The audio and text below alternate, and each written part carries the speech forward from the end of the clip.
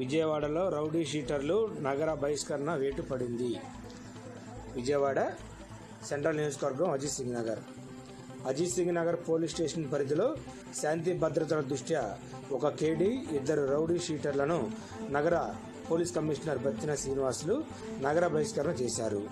వడియార్ రాజశేఖర్, మాలపోలు శివనాగమహేష్, కాట్ల సోములను ఈ సందర్భంగా నగర బహిష్కరణ చేశారు. అజిత్ సింగ్ నగర్ ప్రాంతంలో శాంతి భద్రతలకు విఘాతం కలిగిస్తే కఠిన చర్యలు తప్పవని హెచ్చరించారు. అక్రమ మద్యం, గంజాయిపై ప్రత్యేక దృష్టి పెట్టామని ఈ సందర్భంగా ఆయన తెలిపారు. దీంతో ఈ వరుస బహిష్కరణల పర్వం రౌడీ షీటర్ల గుండెల్లో దడబుట్టిస్తుంది. ఇంకా ఎంతమందిని నగర బహిష్కరణ చేస్తారా అన్న ఆలోచనలో రౌడీ షీటర్లు బెంబేలెత్తిపోతున్నారు. గతంలోనూ చాలా మందిని ఈ సందర్భంగా విజయవాడ నగర బహిష్కరణ